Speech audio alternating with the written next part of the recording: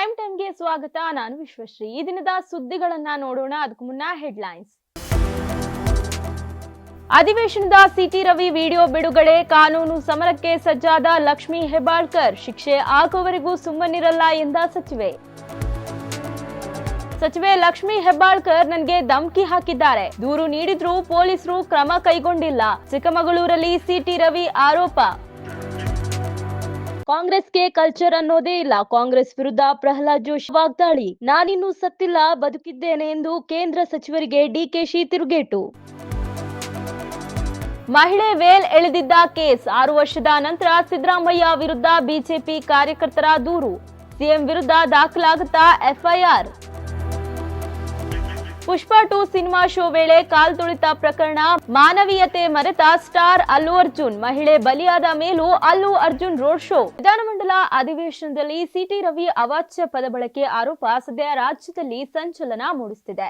ಇದೀಗ ಈ ಪ್ರಕರಣಕ್ಕೆ ಸಂಬಂಧಪಟ್ಟಂತೆ ವಿಡಿಯೋ ಆಡಿಯೋ ದಾಖಲೆಯನ್ನ ಸಚಿವೆ ಲಕ್ಷ್ಮೀ ಹೆಬ್ಬಾಳ್ಕರ್ ಬಿಡುಗಡೆ ಮಾಡಿದ್ದಾರೆ. ಮಾತ್ರವಲ್ಲದೆ ಸಿಟಿ ರವಿ ವಿರುದ್ಧ ಕಾನೂನು ಸಮರ ಮುಂದುವರೆಸಿದ್ದಾರೆ. ಇನ್ನೊಂದು ಕಡೆ ಸಿಟಿ ರವಿ ಕೂಡ ಕಾನೂನು ಸಮರಕ್ಕೆ ನಿಂತಿದ್ದಾರೆ. ಬೆಳಗಾವಿಯ ಸಿಪಿ8 ಮೈದಾನದಲ್ಲಿ ಸುದ್ದಿಗಾರರೊಂದಿಗೆ ಮಾತನಾಡಿರೋ Lakshmi Hebbalkar, BJP MLC CT Ravi ನಿಂದನೆ ಮಾತುಗಳಿಂದ ತುಂಬಾ ನೊಂದಿದ್ದೇನೆ. ಸಿಟಿ ರವಿ ವಿರುದ್ಧ ಕಾನೂನು ಸಮರ ಮುಂದುವರಿಸುತ್ತೇನೆ. ಕಳೆದ 2 ದಿನ ಮೌನಕ್ಕೆ ಶರಣಾಗಿದ್ದೆ. ನನಗೆ ಬಹಳಷ್ಟು ನೋವಾಗಿತ್ತು. ಕಳೆದ 26 ವರ್ಷಗಳಿಂದ ಸಂಘರ್ಷದಿಂದ ಮೇಲೆ ಬಂದಿದ್ದೇನೆ. ನಾನೇನು ರೆಡ್ ಕಾರ್ಪೆಟ್ ಮೇಲೆ ಬಂದಿಲ್ಲ ಅಂದಿದ್ದೆ. ಜೀನಿ ಪರಿದನ್ water supermarket, hotel, restaurant ಹಾಗೂ ನಿಮ್ಮ ಮನೆಯ ಯಾವುದೇ ಶುಭ ಸಮಾರಂಭಗಳಿಗೆ ಜೀನಿ ಮಿನರಲ್ ವಾಟರ್ ಸರಬರಾಜು ಮಾಡಲಾಗುತ್ತೆ. ಘಟನೆ ಬಳಿಕ ಸಿಟಿ ರವಿ ಹಾರ ತುರಾಯಿ ಹಾಕಿಸಿಕೊಂಡು ವೈಭವದಿಂದ ಬಂದಿದ್ದಾರೆ. ಅವರಿಗೆ ಅಪರಾಧಿ ಭಾವನೆ ಕಾಡ್ತಿದೆ. ನಾನು ಮತ್ತೆ ಸಭಾಪತಿ ಅವರಿಗೆ ದೂರು ಕೊಡ್ತೇನೆ. ಸಿಟಿ ರವಿ ವಿರುದ್ಧ ಹೋರಾಟ ಮುಂದುವರಿಸುವೆ. ಪೊಲೀಸ್ ತನಿಖೆ ಬೇಗ ಆಗ್ಬೇಕು. ಎಫ್ಎಸ್ಎಲ್ ವರದಿ ಬೇಗ ಬಹಿರಂಗವಾಗಬೇಕು. ಇಂತಹ ಸಂದರ್ಭದಲ್ಲೂ ಬಿಜೆಪಿಯವರು ಸಿಟಿ ರವಿ ಬೆನ್ನಿಗೆ ನಿಂತಿದ್ದಾರೆ ಅಂತ ಹೆಬ್ಬಾಳ್ಕರ್ ಕಿಡಿಕಾರಿದ್ರು. ಸಿಟಿ ರವಿ ಅವರಿಗೆ ಏನಾಗಿದೆ ಗಾಯ, ಎಷ್ಟಾಗಿದೆ ಗಾಯ? ಪೊಲೀಸರು ಎನ್ಕೌಂಟರ್ ಮಾಡ್ತಿದ್ದಾರೆ ಅಂತಾರಲ್ಲ, ನಾಚಿಕೆ ಆಗಲ್ವಾ ನಿಮ್ಗೆ? ಇಡೀ ಕರ್ನಾಟಕದ ಜನತೆ ನಿಮ್ಗೆ ಚೀಮಾರಿ ಹಾಕ್ತಿದ್ದಾರೆ. ಕಾನೂನು ಪ್ರಕಾರ ಪೊಲೀಸರು ಏನನ್ನ ಮಾಡ್ಬೇಕೋ ಅದನ್ನೇ ಮಾಡ್ತಾರೆ. ಪ್ರಕರಣದ ದಾರಿ ತಪ್ಪಿಸೋಕೆ ಕೆಲಸವನ್ನ ಬಿಜೆಪಿಯವರು ಮಾಡ್ತಿದ್ದಾರೆ. ಸಿಟಿ ರವಿ ವಿರುದ್ಧ ಪ್ರಧಾನಿ, ರಾಷ್ಟ್ರಪತಿಗೂ ಪತ್ರ ಬರೀತೇನೆ. ಸಾಧ್ಯವಾದರೆ ಭೇಟಿ ಆಗ್ತೇನೆ ಅಂತ ಸಚಿವೆ ಲಕ್ಷ್ಮೀ ಹೆಬ್ಬಾಳ್ಕರ್ ಹೇಳಿದ್ರು. ಬಿಜೆಪಿ ವಿಧಾನ ಪರಿಷತ್ ಸದಸ್ಯ ಸಿಟಿ ರವಿ ಸಚಿವೆ ಲಕ್ಷ್ಮೀ ಹೆಬ್ಬಾಳ್ಕರ್ ವಿರುದ್ಧ ಬಳಸಿದ ಅಶ್ಲೀಲ ಪದ ಬಳಕೆಯ ವಿಡಿಯೋವನ್ನ ಸಚಿವರು ಮಾಧ್ಯಮಗಳ ಎದುರು ಬಿಡುಗಡೆ ಮಾಡಿದ್ರು. 2 ಪ್ರತ್ಯೇಕ ವಿಡಿಯೋಗಳನ್ನ ಸಚಿವರು ರಿಲೀಸ್ ಮಾಡಿದ್ರು. ಒಂದು ವಿಡಿಯೋದಲ್ಲಿ ಸಿಟಿ ರವಿ ಸಚಿವರಿಗೆ ಆಕ್ಷೇಪಾರ್ಹ ಪದ ಬಳಸಿದ್ರೆ, ಮತ್ತೊಂದು ವಿಡಿಯೋದಲ್ಲಿ ರಾಹುಲ್ ಗಾಂಧಿಗೆ ಡ್ರಗ್ ಅಡಿಕ್ಟ್ ಅಂದಿದ್ದ ವಿಡಿಯೋವನ್ನ ಹೆಬ್ಬಾಳ್ಕರ್ ಬಿಡುಗಡೆ ಮಾಡಿದ್ರು. 18 ಸೆಕೆಂಡ್ ಇರೋ ವಿಡಿಯೋದಲ್ಲಿ ಸಿಟಿ ರವಿ ಎದ್ದು ನಿಂತ್ಕೊಂಡು ಪೋಸ್ಟ್ ಹಿಡಿದು ಎದುರಿಗೆ ಇರುವವರ ವಿರುದ್ಧ ಧಿಕ್ಕಾರ ಕೂಗ್ತಿದ್ದಾರೆ. ಈ ಸಂದರ್ಭದಲ್ಲಿ ಕೊನೆಗೆ ಅವಾಚ್ಯ ಪದವನ್ನ 3 ಬಾರಿ ಹೇಳಿದಂತೆ ಕೇಳಿಸುತ್ತೆ. ಇನ್ನೊಂದು ವಿಡಿಯೋದಲ್ಲಿ ಡ್ರಗ್ ಅಡಿಕ್ಟ್ ಅಂತ ಹೇಳಿರೋದು ಕೇಳುತ್ತೆ. ವಿಧಾನ ಪರಿಷತ್ನಲ್ಲಿ ಸಚಿವೆ ಲಕ್ಷ್ಮೀ ಹೆಬ್ಬಾಳ್ಕರ್ ನನಗೆ ಧಮಕಿ ಹಾಕಿದ್ದಾರೆ. ಅವರ ಜೊತೆ ಡಿಕೆ ಶಿವಕುಮಾರ್, ಚಂದ್ರರಾಜ ಹಟ್ಟಿಹೊಳಿ ಕೂಡ ಧಮಕಿಯನ್ನ ಹಾಕಿದ್ರು. ಸುವರ್ಣಸೌಧದಲ್ಲೇ ನನ್ನ ಮೇಲೆ ದಾಳಿಗೆ ಪ್ರಯತ್ನ ನಡೆದಿತ್ತು. ಪೊಲೀಸರು ಸಚಿವೆ ಲಕ್ಷ್ಮೀ ಹೆಬ್ಬಾಳ್ಕರ್ ದೂರಿನ ಮೇರೆಗೆ ಕ್ರಮ ಕೈಗೊಳ್ತಾರೆ. ಆದ್ರೆ ನಾನು ನೀಡಿದ ದೂರಿನ ಮೇಲೆ ಯಾಕೆ ಪೊಲೀಸರು ಕ್ರಮ ಕೈಗೊಳ್ಳಿಲ್ಲ? ಲಕ್ಷ್ಮೀ ಹೆಬ್ಬಾಳ್ಕರ್ ವಿಧಾನ ಪರಿಷತ್ನಲ್ಲಿ ನನ್ನ ತಾಯಿ, ತಂಗಿ, ಪತ್ನಿಯ ಬಗ್ಗೆ ಮಾತನಾಡಿದ್ರು. ಈ ಮಹಾತಾಯಿ ಮಾತನಾಡಿದ್ದನ್ನ ತಾವೆಲ್ಲರೂ ನೋಡಿದ್ದೀರಿ. ಅದು ಸರಿ ಎಂದು ಚಿಕ್ಕಮಗಳೂರಿನಲ್ಲಿ ವಿಧಾನ ಪರಿಷತ್ ಸದಸ್ಯ ಸಿಟಿ ರವಿ ಹೇಳಿಕೆ ನೀಡಿದ್ದಾರೆ. ಇನ್ನು ಚಿಕ್ಕಮಗಳೂರಿನ ಬಸವನಹಳ್ಳಿ ನಿವಾಸದಲ್ಲಿ ಸಿಟಿ ರವಿ ಸುದ್ದಿಗೋಷ್ಠಿಯನ್ನ ನಡೆಸಿದ್ದು, ರಾತ್ರಿ ಇಡೀ 4 ಜಿಲ್ಲೆಗಳಲ್ಲಿ ವ್ಯಾನ್ ನಲ್ಲಿ ನನ್ನನ್ನ ಸುತ್ತಾಡಿಸಿದ್ದಾರೆ. ಗೂಂಡಾಗಳು ನನ್ನ ಮೇಲೆ ಹಲ್ಲೆಗೈದ ಆಡಿಯೋ ವಿಡಿಯೋ ಕೂಡ ಇದೆ. ಈ ಬಗ್ಗೆ ಸಂಪೂರ್ಣ ತನಿಖೆ ಆಗ್ಲೇಬೇಕು ಅಂತ ಎಂಎಲ್ಸಿ ಸಿಟಿ ರವಿ ಹೇಳಿದ್ದಾರೆ. ಇನ್ನು ಈಗಾಗಲೇ ವಿಧಾನ ಪರಿಷತ್ ಸಭಾಪತಿಗೆ ದೂರನ್ನ ಕೊಟ್ಟಿದ್ದೇವೆ. ಈ ಬಗ್ಗೆ ಸಭಾಪತಿ ಏನು ಕ್ರಮ ಕೈಗೊಳ್ತಾರೆ ಅಂತ ನೋಡ್ಬೇಕು. ಖಾನಾಪುರದಲ್ಲಿ ನನ್ನ ಕೊಲೆ ಯತ್ನದ ಬಗ್ಗೆ ದೂರನ್ನ ಕೊಟ್ಟಿದ್ದೇನೆ. ಆದ್ರೆ ಪೊಲೀಸರು ಯಾವುದೇ ರೀತಿಯ ಎಫ್ಐಆರ್ ದಾಖಲಿಸಿಲ್ಲ ಅಂತ ಸಿಟಿ ರವಿ ಆರೋಪ ಮಾಡಿದ್ದಾರೆ. ಸಿಟಿ ರವಿ ವಿಚಾರಕ್ಕೆ ಸಂಬಂಧಿಸಿದಂತೆ ಕೇಂದ್ರ ಸಚಿವ ಪ್ರಹ್ಲಾದ್ ಜೋಶಿ ಕಾಂಗ್ರೆಸ್ ವಿರುದ್ಧ ಗಂಭೀರ ಆರೋಪ ಮಾಡಿದ್ದಾರೆ. ಹುಬ್ಬಳ್ಳಿಯಲ್ಲಿ ಮಾಧ್ಯಮಗಳೊಂದಿಗೆ ಮಾತನಾಡಿದ ಅವರು, ತಮ್ಮ ಮೇಲೆ ಕೊಲೆ ಮಾಡೋ ಸಂಚಿತ್ತು ಅಂತ ಸ್ವತಃ ಸಿಟಿ ರವಿ ಹೇಳಿದ್ದಾರೆ. ರಾಜ್ಯದಲ್ಲಿ ಏನೇನೋ ನಡೀತಿದೆ. ಇದರ ವಿರುದ್ಧ ಕಾನೂನು ಹೋರಾಟ ಮಾಡ್ತೇನೆ ಅಂತ ಜೋಶಿ ಕೆಂಡ ಕಾರಿದ್ರು. ಅಲ್ಲದೆ ಪೊಲೀಸ್ ಅಧಿಕಾರಿಗಳ ನಡೆಯನ್ನ ಕೂಡ ಜೋಶಿ ತೀವ್ರವಾಗಿ ಖಂಡಿಸಿದ್ರು. ಸಿಟಿ ರವಿ ಕೊಟ್ಟ ದೂರು ದಾಖಲಿಸಿಕೊಳ್ಳದ ಪೊಲೀಸರು ಸರ್ಕಾರದ ಕೈಗೊಂಬೆಯಂತೆ ವರ್ತಿಸುತ್ತಿದ್ದಾರೆ. ಸರ್ಕಾರ ಒಂದೇ ಇರಲ್ಲ, ಸರ್ಕಾರ ಬದಲಾಗುತ್ತೆ. ಬೆಳಗಾವಿ ಪೊಲೀಸ್ ಕಮಿಷನರ್ ಎಚ್ಚರಿಕೆಯಿಂದ ಇರಬೇಕು. ವಿಧಾನ ಪರಿಷತ್ ಸದಸ್ಯರಾದ ಸಿಟಿ ರವಿ ಅವರನ್ನ ಬಂಧಿಸಿ ಕಾನೂನು ಬಾಹಿರವಾಗಿ ನಡೆದುಕೊಂಡಿದ್ದೀರಿ. ಖಾನಾಪುರ ಕಬ್ಬಿನಗದ್ದೆ ಕಡೆ ಕರ್ಕೊಂಡು ಹೋಗ್ತಿದ್ದೀರಿ. ಸಾಲದಕ್ಕೆ ಈ ವಿಚಾರವಾಗಿ ಕಮಿಷನರ್ ಅತ್ಯಂತ ಬಾಲಿಶ ಹೇಳಿಕೆಯನ್ನ ಕೊಟ್ಟಿದ್ದಾರೆ. ವಿಧಾನಸೌಧಕ್ಕೆ ನುಗ್ಗಿ ಹಲ್ಲೆ ನಡೆಸಿದವರನ್ನ ಯಾಕೆ ಬಂಧಿಸಿಲ್ಲ? ರಾಜಕೀಯವಾಗಿ ಹೋರಾಟ ಮಾಡಿ, ಕಾನೂನು ಹೋರಾಟ ಮಾಡಿ ಅಂತ ಸಿಟಿ ರವಿಗೆ ಸಲಹೆ ಕೊಟ್ಟಿದ್ದೇನೆ. ಮೊದಲು ಬೆಳಗಾವಿ ಕಮಿಷನರ್ಗೆ ಕಾನೂನಿನ ಪಾಠ ಆಗಬೇಕು. ಇದಕ್ಕೆ ನಾನು ಯಾವುದೇ ಸಹಾಯ ಮಾಡೋಕೆ ಸಿದ್ಧ ಅಂತ ಅಂದಿದ್ದಾರೆ. ಇನ್ನು ಸಿಟಿ ರವಿರನ್ನ ಎನ್ಕೌಂಟರ್ ಮಾಡೋ ಸಾಧ್ಯತೆ ಇತ್ತು. ಅಲ್ಲದೆ ನಾವು ಯಾವಾಗಲೂ ಮರ್ಯಾದೆ ಮುಚ್ಚಿಕೊಂಡಿದ್ದೇವೆ. ಆದ್ರೆ ಕಾಂಗ್ರೆಸ್ನವರ ತರ ನಾವೇನು ಮರ್ಯಾದೆ ಬಿಟ್ಟಿಲ್ಲ. ಕಾಂಗ್ರೆಸ್ನಲ್ಲಿ ಕಲ್ಚರ್ ಅನ್ನೋದೇ ಇಲ್ಲ. ಕಾಂಗ್ರೆಸ್ನಲ್ಲಿ ಕಲ್ಚರ್ ಅನ್ಸಿವಿಲೈಸ್ಡ್ ಫೆಲೋ ತುಂಬಾ ಜನ ಇದ್ದಾರೆ. ಇದ್ದುದ್ರಲ್ಲೇ ಕೆಲವೊಬ್ರು ಸೆನ್ಸಿಬಲ್ ಕೂಡ ಇದ್ದಾರೆ. ನಿಮ್ಮ ಹೋಮ್ ಮಿನಿಸ್ಟರ್ ಇಡೀ ರಾತ್ರಿ ಓಡಾಡಿಸಿದ್ದು ಗೊತ್ತಿಲ್ಲ ಅಂತಾರೆ. ಅಲ್ಲದೆ ಜಿಲ್ಲಾ ಉಸ್ತುವಾರಿ ಸಹ ಪೊಲೀಸರ ತಪ್ಪು ಮಾಡಿದ್ದಾರೆ ಅಂತ ಹೇಳ್ತಾರೆ. ಎಲ್ಲಾ ಮಂತ್ರಿಗಳು ಎಲ್ಲರೂ ಒಂದೇ ಹೇಳ್ಬೇಕು ಅಂತ ತೀರ್ಮಾನ ಮಾಡಿ ನಂತರ ಮಾತಾಡಿ ಅಂತ ಜೋಶಿ ವ್ಯಂಗ್ಯವಾಡಿದ್ರು. ಕಾಂಗ್ರೆಸ್ ಕುರಿತು ವಾಗ್ದಾಳಿಯನ್ನ ಮುಂದುವರಿಸಿ ಗೃಹ ಸಚಿವ ಜೆಂಟಲ್ಮೆನ್ ಅಂತ ಭಾವಿಸಿದ್ವು. ಇನ್ನು ರಾಜ್ಯ ಕಾಂಗ್ರೆಸ್ ಸರ್ಕಾರ ಹೋಮ್ ಮಿನಿಸ್ಟರ್ನ ಡಾರ್ಕ್ನಲ್ಲಿಟ್ಟು ಇದನ್ನೆಲ್ಲ ಮಾಡಿಸ್ತಿದ್ದಾರೆ.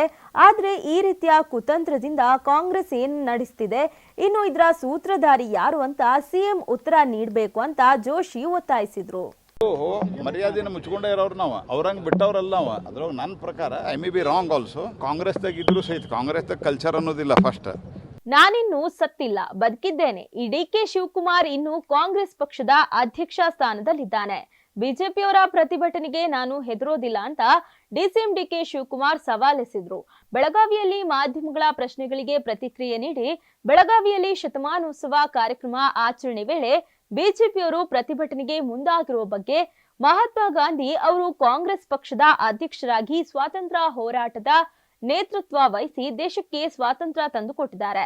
ಆ ಮೂಲಕ ಪ್ರಜಾಪ್ರಭುತ್ವ ವ್ಯವಸ್ಥೆ, ಸಂವಿಧಾನ, ರಾಷ್ಟ್ರಧ್ವಜ, ರಾಷ್ಟ್ರಗೀತೆ ನೀಡಿದ್ದಾರೆ. ಇದೆಲ್ಲವೂ ಅವರ ನೇತೃತ್ವದ ಹೋರಾಟದ ಫಲ. ಇದೆಲ್ಲವನ್ನ ಉಳಿಸಿಕೊಂಡು ಸರಿಯಾದ ರೀತಿಯಲ್ಲಿ ಜಾರಿಯಲ್ಲಿ ಇಡಬೇಕು. ಗಾಂಧೀಜಿಯವರನ್ನ ದಿನನಿತ್ಯ ನೆನೆಬೇಕು ಎಂಬ ಕಾರಣಕ್ಕೆ ಮಹಾತ್ಮ ಗಾಂಧೀಜಿಯವರ ಭಾವಚಿತ್ರವನ್ನ ನೋಟುಗಳ ಮೇಲೆ ಮುದ್ರಣ ಮಾಡಲಾಗಿದೆ. ಮಹಾತ್ಮ ಎಂಬ ಹೆಸರು ಪಡೆದ ನಾಯಕನ ಸ್ಮರಣೆ ಮಾಡೋ ಆಚರಣೆ ವೇಳೆ ಪ್ರತಿಭಟನೆ ಮಾಡ್ತೇವೆ ಅಂದ್ರೆ ನಾವು ಹೆದರುತ್ತೇವಾ ಅಂತ ಸವಾಲೆಸೆದ್ರು. ಅಲ್ಲದೆ ನಾನು ಜೋಶಿಯವರ ಹೇಳಿಕೆಗೆ ಉತ್ತರ ಕೊಡೋದಿಲ್ಲ, ಅದಕ್ಕೆ ಗೃಹ ಸಚಿವರು ಪೊಲೀಸರು ಉತ್ತರ ನೀಡ್ತಾರೆ ಅಂತ ಹೇಳಿದ್ರು. ಇನ್ನು ಸಿಟಿ ರವಿ ಅವರನ್ನ ಸುತ್ತಾಡಿಸಿದ್ರ ಬಗ್ಗೆ ಮಾತನಾಡಿ, ಬಿಜೆಪಿಯವರು ಸಿಟಿ ರವಿ ಮಹಿಳೆಯರ ಬಗ್ಗೆ ಆಡಿರುವ ಮಾತಿನ ಬಗ್ಗೆ ಯಾರೂ ಕೇಳ್ತಿಲ್ಲ. ಈ ವಿಚಾರವನ್ನ ಮಾಧ್ಯಮಗಳು ಪ್ರಶ್ನೆ ಮಾಡಬೇಕು. ಈ ವಿಚಾರವಾಗಿ ನಾವು ಈಗ ಮಾತನಾಡುತ್ತಿಲ್ಲ. 27ರಂದು ಕಾರ್ಯಕ್ರಮಗಳು ಮುಗಿಯಲಿ, ನಂತರ ಮಾತನಾಡ್ತೇವೆ ಅಂದ್ರು.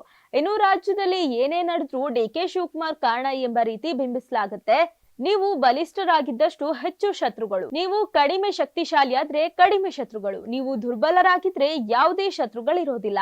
ಹೆಚ್ಚು ಕೆಲಸ ಮಾಡಿದಷ್ಟು ಹೆಚ್ಚು ತಪ್ಪುಗಳು, ಕಡಿಮೆ ಕೆಲಸ ಮಾಡಿದಷ್ಟು ಕಡಿಮೆ ತಪ್ಪುಗಳು, ಕೆಲಸಗಳೇ ಮಾಡದಿದ್ರೆ ತಪ್ಪುಗಳೇ ಇರೋದಿಲ್ಲ ಅಂತ ತಿಳಿಸಿದ್ರು. ಅಲ್ಲದೆ ಸರ್ಕಾರಕ್ಕೆ ನಾಡಿನ ಭವಿಷ್ಯದ ಬಗ್ಗೆ ಚಿಂತೆ ಇಲ್ಲ. ಟೀಕೆ ಬಗ್ಗೆ ಕೇಳಿದಾಗ ಕುಮಾರಸ್ವಾಮಿ ಬಗ್ಗೆ ಚನ್ನಪಟ್ಟಣದಲ್ಲಿ ಪ್ರತ್ಯೇಕವಾಗಿ ಮಾತನಾಡ್ತೇನೆ ಅಂದ್ರು. ಬಿಜೆಪಿ ಎಂಎಲ್ಸಿ ಸಿಟಿ ರವಿ ವಿಧಾನ ಪರಿಷತ್ ಕಲಾಪದಲ್ಲಿ ಸಚಿವೆ ಲಕ್ಷ್ಮೀ ಹೆಬ್ಬಾಳ್ಕರ್ಗೆ ಅಶ್ಲೀಲ ಶಬ್ದದಲ್ಲಿ ನಿಂದಿಸಿದ್ದಾರೆ ಎಂಬ ಆರೋಪ ರಾಜ್ಯ ರಾಜಕೀಯದಲ್ಲಿ ಸಾಕಷ್ಟು ಚರ್ಚೆಗೆ ಗ್ರಾಸವಾಗಿದೆ. ಇದೇ ವಿಚಾರವಾಗಿ ಸಿಟಿ ರವಿ ಜೈಲಿಗೂ ಹೋಗಿ ಬಂದ್ರು. ಇನ್ನು ಸಿಟಿ ರವಿ ವಿರುದ್ಧ ರಾಷ್ಟ್ರಪತಿಗೆ ಪತ್ರ ಬರೆಯುವುದಾಗಿ ಹೆಬ್ಬಾಳ್ಕರ್ ಹೇಳಿದ್ದಾರೆ. ಇದೆಲ್ಲರ ಮಧ್ಯೆ ಇದೀಗ ಸಿಎಂ ಸಿದ್ದರಾಮಯ್ಯ ಮಹಿಳೆ ವೇಲ್ ಎಳೆದು ಅಪಮಾನಿಸಿದ್ದಾರೆ ಎನ್ನಲಾದ 6 ವರ್ಷದ ಹಿಂದಿನ ಘಟನೆಗೆ ಸಂಬಂಧಿಸಿದಂತೆ ರಾಜ್ಯ ಮಹಿಳಾ ಆಯೋಗಕ್ಕೆ ಆನ್ಲೈನ್ ಮೂಲಕ ಬಿಜೆಪಿ ಕಾರ್ಯಕರ್ತ ದೂರನ್ನ ನೀಡಿದ್ದಾರೆ. ಸಿದ್ದರಾಮಯ್ಯ ಮೊದಲ ಬಾರಿ ಸಿಎಂ ಆಗಿದ್ದಾಗ ಅಂದ್ರೆ 6 ವರ್ಷದ ಹಿಂದೆ ಮೈಕ್ ಕಿತ್ತುಕೊಳ್ಳಲು ಹೋಗಿ ಮಹಿಳೆ ವೇಲ್ ಎಳೆದಿದ್ದ ಪ್ರಕರಣಕ್ಕೆ ಸಂಬಂಧಿಸಿದಂತೆ ಸಿಎಂ ಸಿದ್ದರಾಮಯ್ಯ ವಿರುದ್ಧ ಮಂಡ್ಯ ಜಿಲ್ಲಾ ಬಿಜೆಪಿ ವಕ್ತಾರ ಸಿಟಿ ಮಂಜುನಾಥ್ರಿಂದ ಮಹಿಳಾ ಆಯೋಗದ ಅಧ್ಯಕ್ಷೆ ನಾಗಲಕ್ಷ್ಮಿ ಚೌಧರಿಗೆ ದೂರನ್ನ ನೀಡಲಾಗಿದೆ. ಸಿಟಿ ರವಿ ಅಶ್ಲೀಲ ಪದ ಬಳಸಿದ್ದಾರೆಂದು ಮಹಿಳಾ ಆಯೋಗ ಸ್ವಯಂ ಪ್ರೇರಿತ ದೂರನ್ನ ದಾಖಲಿಸಿಕೊಂಡಿದೆ. ಈ ಹಿಂದೆ ಸಿದ್ದರಾಮಯ್ಯ ಮಹಿಳೆಯ ವೇಲ್ ಎಳೆದು ಅಪಮಾನಿಸಿದ್ರು. ಆ ಮಹಿಳೆ ದೂರನ್ನ ದಾಖಲಿಸಿದ್ದಾರೋ ಇಲ್ವೋ ಗೊತ್ತಿಲ್ಲ.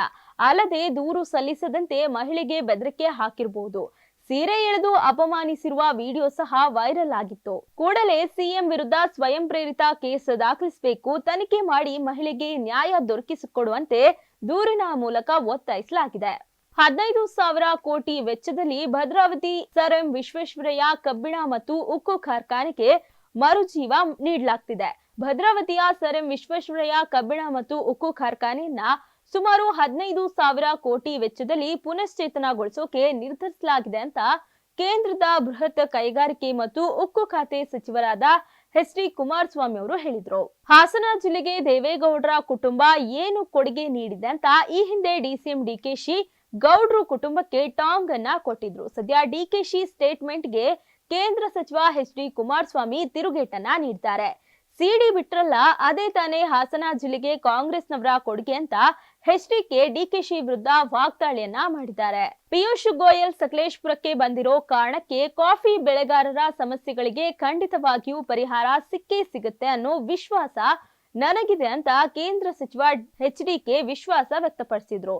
ಪ್ರಾಕೃತಿಕ ಕಾರಣ ಹಾಗೂ ಪ್ರತಿಕೂಲಕರ ಹವಾಮಾನದಿಂದ ಕಾಫಿ ಬೆಳೆಗಾರರು ಸಂಕಷ್ಟದಲ್ಲಿ ಸಿಲುಕಿದ್ದಾರೆ. ಜಾಗತಿಕ ಮಾರುಕಟ್ಟೆ ತಲ್ಲಣಗಳಿಂದ ಬೆಳೆಗಾರರು ಸಮಸ್ಯೆ ಎದುರಿಸುತ್ತಿದ್ದಾರೆ. 1991ರಲ್ಲಿ ದೇವೇಗೌಡರು ಸಂಸದರಾಗಿದ್ರು. ಸಕಲೇಶಪುರದಲ್ಲಿ ನಡೆದ ಕಾಫಿ ಬೆಳೆಗಾರರ ಸಮಾವೇಶದಲ್ಲಿ ಅಂದಿನ ಕೇಂದ್ರ ಸಚಿವರಾಗಿದ್ದ ಐಕೆ ಗುಜ್ರಾಲ್ ಅವರು ಭಾಗವಹಿಸಿದ್ರು. ಅಂದು ಗುಜ್ರಾಲ್ ಅವರಿಗೆ ದೇವೇಗೌಡರು ಕಾಫಿ ಬೆಳೆಗಾರರ ಸಮಸ್ಯೆಯನ್ನ ವಿವರಿಸಿದ್ರು. ಅವರನ್ನ ಬಿಟ್ರೆ 40 ವರ್ಷಗಳ ನಂತರ ಸಕಲೇಶಪುರಕ್ಕೆ ಬಂದಿರೋರು ಕೇಂದ್ರ ಸಚಿವರು ಅಂದ್ರೆ ಪಿಯೂಷ್ ಗೋಯಲ್ ಅವರು ಮಾತ್ರ. ಅದಕ್ಕಾಗಿ ನಾನು ಗೋಯಲ್ ಅವರಿಗೆ ಆಭಾರಿ ಆಗಿದ್ದೇನೆ ಅಂತ ಕುಮಾರಸ್ವಾಮಿ ಹೇಳಿದ್ರು. ಸಿಟಿ ರವಿ ಪ್ರಕರಣದಲ್ಲಿ ಪೊಲೀಸರ ನಡೆಗೆ ಕೇಂದ್ರ ಸಚಿವ ಎಚ್.ಡಿ. ಕುಮಾರಸ್ವಾಮಿ ತೀವ್ರ ಬೇಸರ ವ್ಯಕ್ತಪಡಿಸಿದ್ದಾರೆ. ಬಿಜೆಪಿ ಸ್ನೇಹಿತರು ಸರಿಯಾದ ರೀತಿಯಲ್ಲಿ ಕಾನೂನು ಹೋರಾಟ ಮಾಡಿದ್ರೆ ಪ್ರಕರಣಕ್ಕೆ ಸಂಬಂಧಪಟ್ಟ ಎಲ್ಲಾ ಪೊಲೀಸ್ ಅಧಿಕಾರಿಗಳೆಲ್ಲ ಸಸ್ಪೆಂಡ್ ಆಗ್ತಾರೆ ಅಂದ್ರು. ಈ ಬಗ್ಗೆ ಹೊಳೆನರಸೀಪುರ ತಾಲೂಕಿನ ಹರದನಹಳ್ಳಿಯಲ್ಲಿ ಮಾಧ್ಯಮಗಳ ಜೊತೆ ಮಾತನಾಡಿ, ರಾಜ್ಯಸಭೆಯಲ್ಲಿ ಅಮಿತ್ ಶಾ ಅವರ ಹೇಳಿಕೆ ಬಗ್ಗೆ ಇವರು ವಿಧಾನಸಭೆಯಲ್ಲಿ ಚರ್ಚೆ ಮಾಡಿದ್ದಾರೆ. ಇದು ರಾಜ್ಯಸಭೆಯಲ್ಲಿ ಪ್ರಾರಂಭವಾದದ್ದು. ಈ ವಿಷಯ ಆ ಸದನಕ್ಕೆ ಸಂಬಂಧಪಟ್ಟ ವಿಷಯ. ಅಮಿತ್ ಶಾ ಅವರು ವಿಧಾನ ಪರಿಷತ್ ಸದಸ್ಯರ ಅಂತ ಅವರು ಖಾರವಾಗಿ ಪ್ರಶ್ನಿಸಿದ್ರು. ಇನ್ನು ಉತ್ತರ ಕರ್ನಾಟಕದ ಸಮಸ್ಯೆ ಬಗ್ಗೆ ಚರ್ಚೆಗೆ ವಿಶೇಷವಾದ ಅವಕಾಶ ಕೊಡ್ತೇವೆ ಅಂತ ಡಂಗೂರ ಹೊಡೆದ್ರು. ನಿನ್ನೆಯೂ ಒಬ್ಬ ಹೆಣ್ಣು ಮಗಳು ಬಳ್ಳಾರಿಯಲ್ಲಿ ಮಗುವಿಗೆ ಜನ್ಮ ಕೊಡುವಾಗ ತೀರ್ಕೊಂಡಿದ್ದಾಳೆ. ಪ್ರತಿನಿತ್ಯ ಈ ಸಾವುಗಳು ಸಂಭವಿಸುತ್ತಿವೆ. ಇದ್ಯಾವುದರ ಬಗ್ಗೆ ರಾಜ್ಯ ಸರ್ಕಾರಕ್ಕೆ ಕಿಂಚಿತ್ತೂ ಚಿಂತೆ ಇಲ್ಲ ಅಂತ ಕೇಂದ್ರ ಸಚಿವ ಕಟುವಾಗಿ ಟೀಕಿಸಿದ್ರು. ತೆಲಂಗಾಣದ ಹೈದರಾಬಾದ್ನ ಸಂಧ್ಯಾ ಥಿಯೇಟರ್ ನಲ್ಲಿ ಪುಷ್ಪ 2 ಸಿನಿಮಾ ವೀಕ್ಷಣೆ ವೇಳೆ ಕಾಲ್ತುಳಿತ ಸಂಭವಿಸಿತ್ತು. ಓರ್ವ ಮಹಿಳೆ ಸಾವನ್ನಪ್ಪಿ ಅವರ ಮಗು ಕೋಮಕ್ಕೂ ಕೂಡ ಹೋಗಿದೆ. ಇದೇ ವಿಚಾರ ಈಗ ಸರ್ಕಾರ ವರ್ಸಸ್ ಚಿತ್ರರಂಗ ಎನ್ನುವಂತಾಗಿದೆ. ಒಬ್ಬ ಮಹಿಳೆ ಬಲಿಯಾದ ಮೇಲೂ ಅಲ್ಲು ಅರ್ಜುನ್ ರೋಡ್ ಶೋ ಮಾಡಿದ್ದಾರೆ. ಅವನು ಮನುಷ್ಯನೇ ಅಲ್ಲ ಅಂತ ಸಿಎಂ ರೇವಂತ್ ರೆಡ್ಡಿ ವಾಗ್ದಾಳಿಯನ್ನ ನಡೆಸಿದ್ದಾರೆ. ಅಲ್ಲದೆ ಈಗ ಇಡೀ ಟಾಲಿವುಡ್ಗೆ ಕೊಡ್ತಿದ್ದ ಸವಲತ್ತುಗಳನ್ನೇ ಸಿಎಂ ಬಂದ್ ಮಾಡಿದ್ದಾರೆ. ಇನ್ನು ಮುಂದೆ ತೆಲಂಗಾಣದಲ್ಲಿ ಬೆನಿಫಿಟ್ ಶೋ ಟಿಕೆಟ್ ದರ ಹೆಚ್ಚಳಕ್ಕೆ ಅವಕಾಶ ಇಲ್ಲ ಅಂತ ಸಿಎಂ ರೇವಂತ್ ರೆಡ್ಡಿ ಘೋಷಿಸಿದ್ದಾರೆ. ಇನ್ನು ಥಿಯೇಟರ್ ಹೊರಗಡೆ ಕಾಲ್ತುಳಿತ ಆದ ಬಗ್ಗೆ ಸಿನಿಮಾ ನೋಡ್ತಿದ್ದ ನಟ ಅಲ್ಲು ಅರ್ಜುನ್ಗೆ ಮಾಹಿತಿಯನ್ನ ನೀಡಲಾಯ್ತಂತೆ. ಆದ್ರೂ ಕೂಡ ಅಲ್ಲು ಅರ್ಜುನ್ ಹೊರಗಡೆ ಬಂದು ಪರಿಸ್ಥಿತಿ ನೋಡಿರ್ಲಿಲ್ಲ. ಸಿನಿಮಾ ಪೂರ್ತಿ ಮುಗಿಯವರೆಗೂ ಹೋಗಲ್ಲ ಅಂತ ಹಠ ಹಿಡಿದು ಕೂತಿದ್ರಂತೆ. ಬಳಿಕ ಹಿರಿಯ ಅಧಿಕಾರಿಗಳು ಬಂದು ಬೈದು ತರಾಟೆಗೆ ತೆಗೆದುಕೊಂಡ ಮೇಲಷ್ಟೇ ಅಲ್ಲು ಅರ್ಜುನ್ ಥಿಯೇಟರ್ ನಿಂದ ಹೊರಗೆ ಹೋಗಿದ್ದಾರೆ ಅಂತ ತೆಲಂಗಾಣ ಪೊಲೀಸರು ಮಾಹಿತಿಯನ್ನ ನೀಡಿದ್ದಾರೆ. 5ನೇ ಮತ್ತು 8ನೇ ತರಗತಿ ಪರೀಕ್ಷೆಗೆ ಸಂಬಂಧಿಸಿದಂತೆ ಕೇಂದ್ರ ಸರ್ಕಾರ ಮಹತ್ವದ ತೀರ್ಮಾನವನ್ನ ಕೈಗೊಂಡಿದೆ. ಇನ್ನು ಮುಂದೆ ವಿದ್ಯಾರ್ಥಿಗಳು ಪರೀಕ್ಷೆಯಲ್ಲಿ ಫೇಲ್ ಆದ್ರೆ ಅದೇ ತರಗತಿಯಲ್ಲೇ ಓದ್ಬೇಕಾಗತ್ತೆ. ಉಚಿತ ಮತ್ತು ಕಡ್ಡಾಯ ಶಿಕ್ಷಣದ ಮಕ್ಕಳ ಹಕ್ಕು ಕಾಯ್ದೆ ನಿಯಮಗಳು 2010ಕ್ಕೆ ಕೇಂದ್ರ ಸರ್ಕಾರ ತಿದ್ದುಪಡಿ ಮಾಡಿದೆ. ಹೊಸ ನಿಯಮಗಳ ಪ್ರಕಾರ 5 ಮತ್ತು 8ನೇ ತರಗತಿ ವಿದ್ಯಾರ್ಥಿಗಳಿಗೆ ನಿಯಮಿತವಾಗಿ ಪರೀಕ್ಷೆಗಳನ್ನ ನಡೆಸೋ ಅಧಿಕಾರವನ್ನ ಕೇಂದ್ರ ಸರ್ಕಾರ ರಾಜ್ಯ ಸರ್ಕಾರಗಳಿಗೆ ನೀಡಿದೆ. ವಿದ್ಯಾರ್ಥಿಗಳು ವಾರ್ಷಿಕ ಪರೀಕ್ಷೆಯಲ್ಲಿ ಫೇಲ್ ಆದ್ರೆ ಅವರು ಅದೇ ತರಗತಿಯಲ್ಲಿ ಮುಂದುವರಿಯಬೇಕಾಗತ್ತೆ. ವಿದ್ಯಾರ್ಥಿಗಳು 5 ಮತ್ತು 8ನೇ ತರಗತಿಯಲ್ಲಿ ಫೇಲ್ ಆದ್ರೆ ಫಲಿತಾಂಶ ಪ್ರಕಟವಾದ 2 ತಿಂಗಳ ಒಳಗಡೆ ಮತ್ತೊಮ್ಮೆ ಪರೀಕ್ಷೆ ಬರೆಯಬೇಕಾಗತ್ತೆ. ಈ ಪರೀಕ್ಷೆಯಲ್ಲೂ ಫೇಲ್ ಆದ್ರೆ ಆ ವಿದ್ಯಾರ್ಥಿ ಅದೇ ತರಗತಿಯಲ್ಲಿ ಓದ್ಲೇಬೇಕಾಗತ್ತೆ. ಆದ್ರೆ ಪ್ರಾಥಮಿಕ ಶಿಕ್ಷಣವನ್ನ ಪೂರ್ಣಗೊಳಿಸುವವರೆಗೆ ವಿದ್ಯಾರ್ಥಿಯನ್ನ ಶಾಲೆಗೆ ಹಾಕುವಂತಿಲ್ಲ ಅಂತ ಶಿಕ್ಷಣ ಸಚಿವಾಲಯ ಪ್ರಕಟಿಸಿದ ಅಧಿಸೂಚನೆಯಲ್ಲಿ ತಿಳಿಸಲಾಗಿದೆ. ಇವಿಷ್ಟು ಈ ದಿನದ ಸುದ್ದಿಗಳು. ನೋಡ್ತಾ ಇರಿ ಕರ್ನಾಟಕ ಟಿವಿ, ಇದು ಕನ್ನಡಿಗರ ಧ್ವನಿ.